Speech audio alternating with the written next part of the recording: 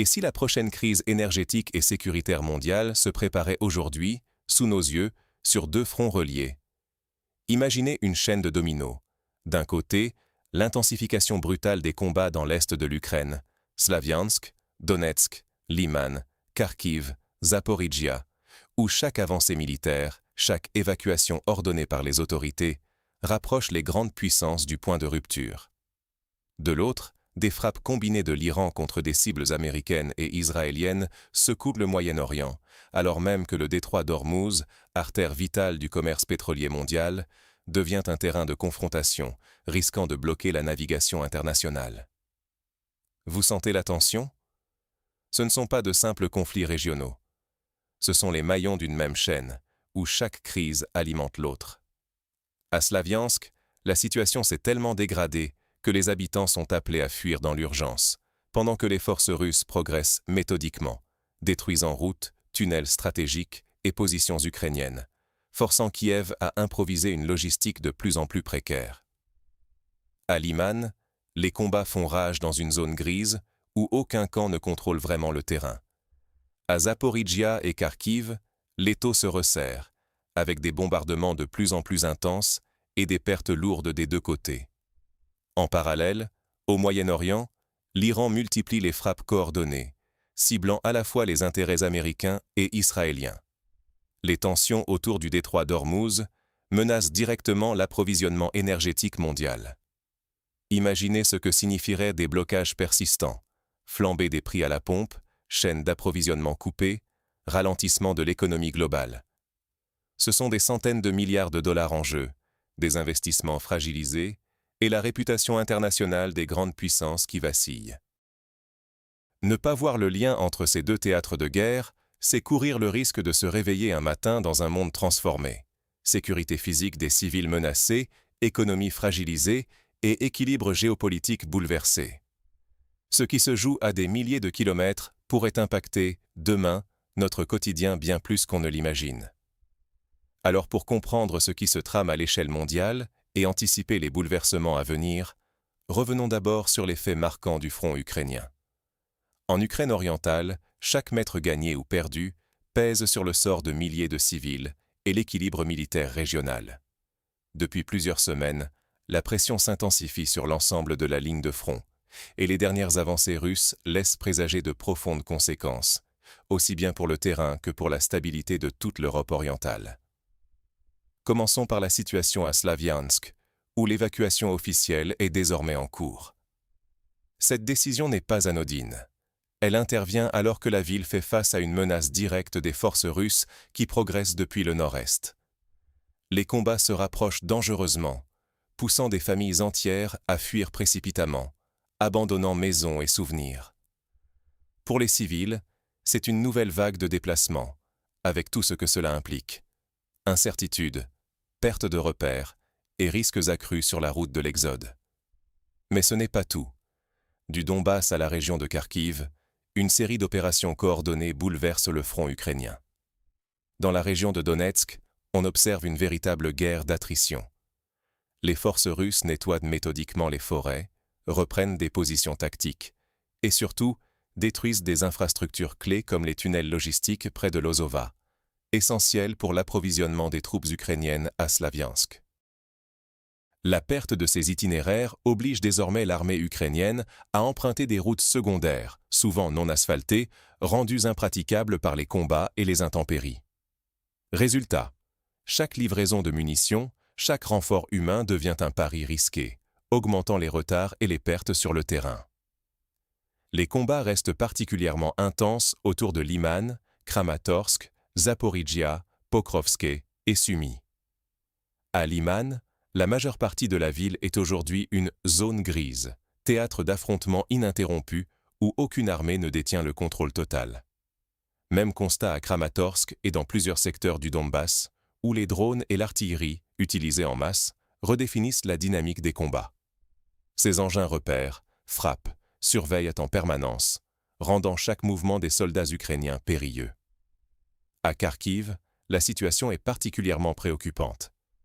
Les combats s'intensifient au nord de la région, et les Russes tentent de pousser plus avant vers des nœuds stratégiques comme Izium. À Sumy, des avancées russes de quelques centaines de mètres sur certains axes créent une pression constante. L'armée ukrainienne doit y déployer forces spéciales et drones pour tenter de contenir la situation.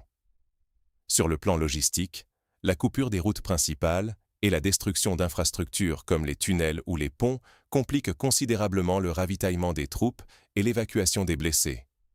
Les pertes humaines et matérielles augmentent, alors que l'épuisement progresse chez les soldats comme chez les civils. L'armée ukrainienne se trouve dans une situation délicate.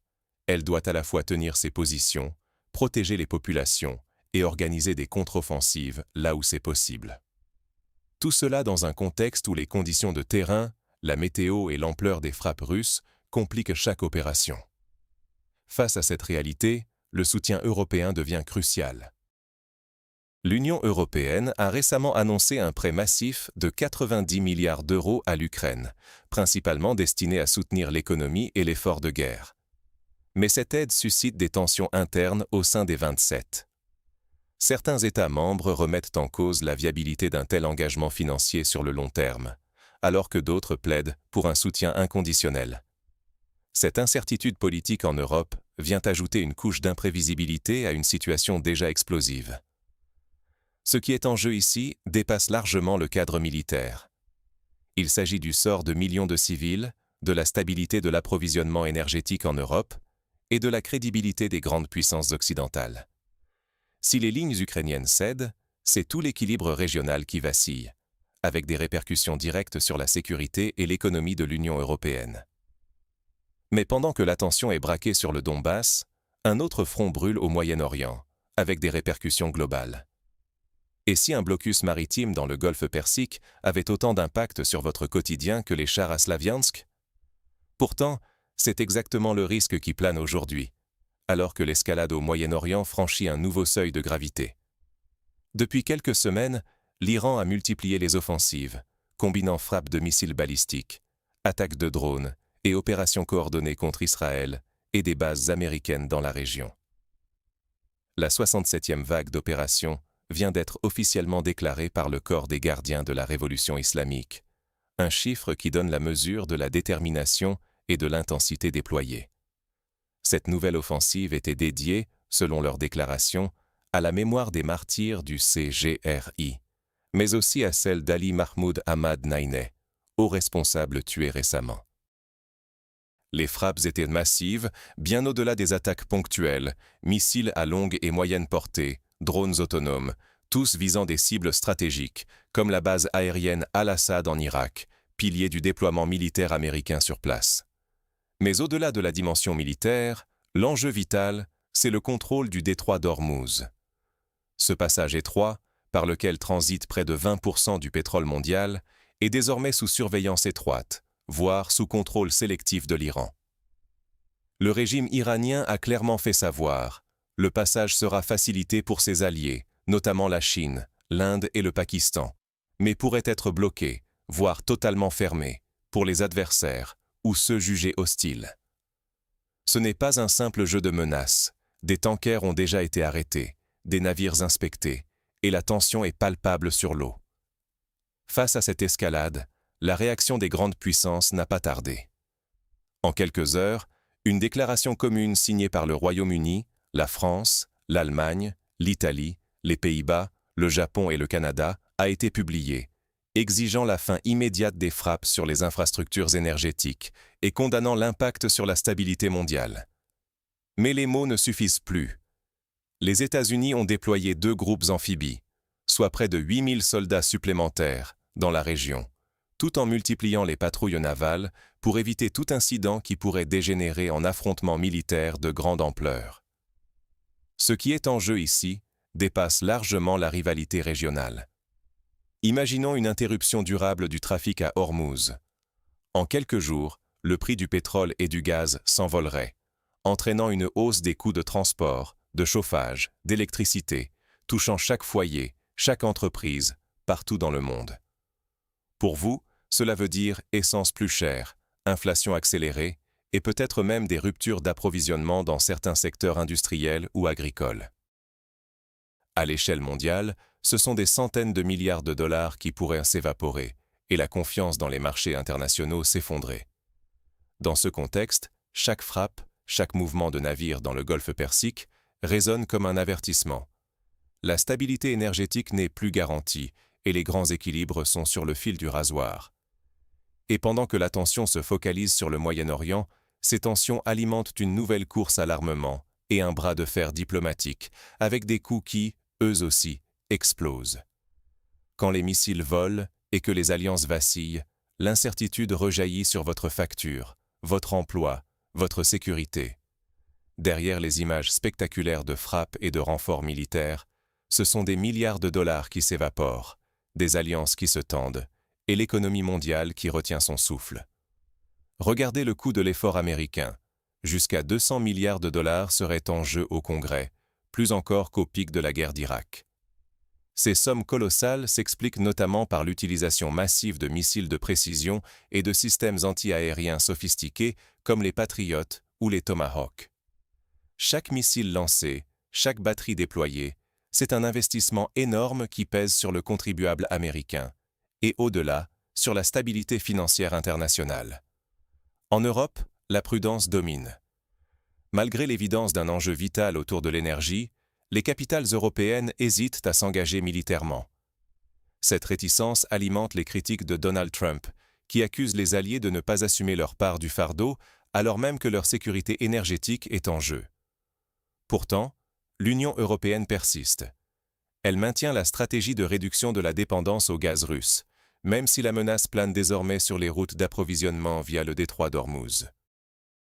Ce geste stratégique, qui semblait hier une assurance sur l'avenir, devient aujourd'hui un pari risqué, alors que l'Iran restreint le passage des navires à destination des pays amis, et que les tensions dans le golfe Persique font craindre, à chaque nouvelle attaque, un blocage complet de cette artère vitale pour le transport mondial de pétrole et de gaz.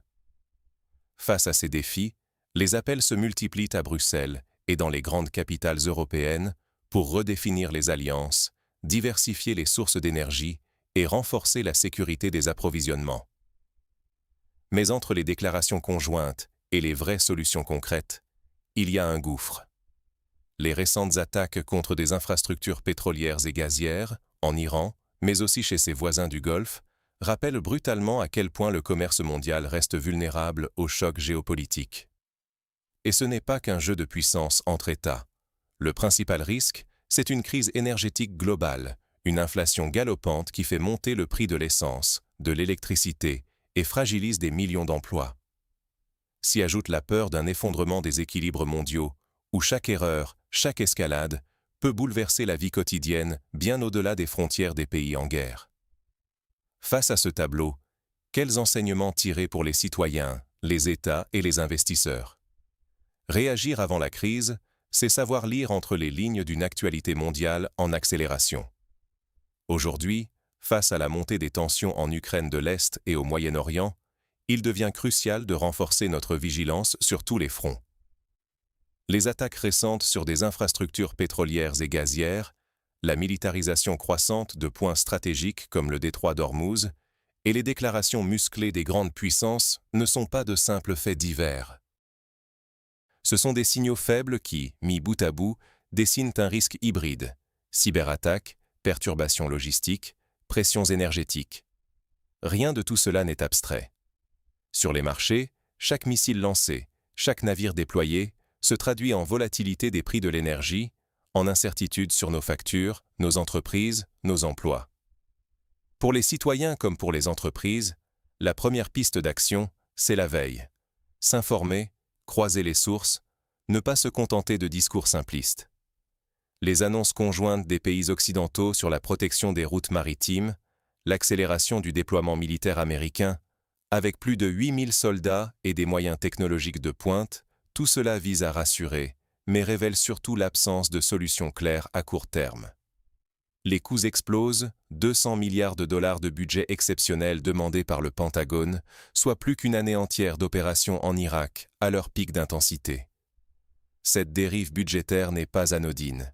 Elle finira, d'une manière ou d'une autre, par peser sur le prix de l'énergie, sur l'inflation, sur nos économies. Pour les décideurs, le message est limpide. il faut accélérer la diversification des sources et des routes d'approvisionnement énergétique. Miser sur la résilience, anticiper des ruptures, garantir la sécurité des infrastructures critiques. Mais individuellement aussi, il faut se préparer à des perturbations indirectes, qu'elles soient économiques, sécuritaires ou technologiques. Car ignorer ces signaux, c'est s'exposer à des chocs soudains, difficiles à absorber, capables de bouleverser nos vies du jour au lendemain. Face à l'incertitude, une seule certitude, l'anticipation est la meilleure défense. Ne laissez pas l'actualité décider à votre place. Prenez une longueur d'avance. Ce que nous venons d'explorer, c'est bien plus qu'une succession de conflits éloignés. Quand on regarde attentivement, les crises en Ukraine de l'Est et au Moyen-Orient se répondent, s'imbriquent et influent concrètement sur notre monde. À chaque drone iranien abattu, ce sont des budgets qui explosent, des tensions qui montent et des calculs stratégiques qui se redessinent en coulisses. À chaque annonce sur le nucléaire ou sur la sécurité des routes maritimes, ce sont des décisions qui pèsent sur le prix de l'énergie, sur la stabilité de nos économies et finalement, sur notre quotidien.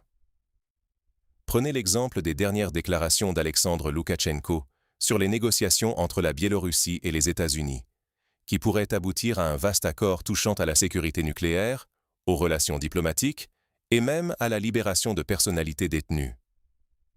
Ces tractations, loin d'être anecdotiques, sont la preuve que chaque pays cherche à tirer son épingle du jeu, parfois au détriment de ses voisins, souvent en bouleversant les équilibres régionaux.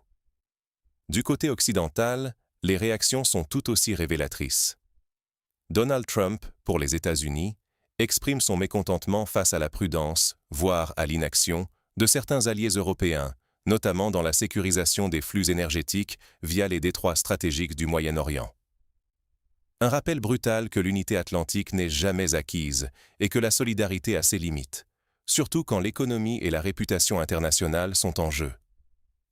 Pendant ce temps, l'Union européenne, sous la houlette d'Ursula von der Leyen, maintient le cap sur la réduction de la dépendance au gaz russe, même quand certains États membres s'inquiètent d'une crise énergétique à cause des menaces sur les routes maritimes du Moyen-Orient. Prêter 90 milliards d'euros à l'Ukraine, malgré les blocages internes, c'est aussi un choix politique lourd de conséquences, qui divise et interroge sur la capacité de l'Europe à agir de façon concertée. Alors, pourquoi tout cela vous concerne-t-il directement? Parce que rester passif, c'est accepter que d'autres décident pour vous des conditions de votre sécurité, de vos factures d'énergie, et même des trajectoires politiques de nos sociétés. S'informer, c'est rester maître de son avenir. Exiger des réponses claires de nos dirigeants, c'est refuser la fatalité. Si vous voulez continuer à comprendre ces enjeux, à déchiffrer ce qui se joue derrière les discours officiels, abonnez-vous, parlez-en autour de vous et posez des questions. Car dans ce monde en mutation rapide, l'indifférence est le plus grand risque. Merci d'avoir suivi cette analyse. À très bientôt pour un nouveau décryptage. Et d'ici là, restez vigilants, restez curieux.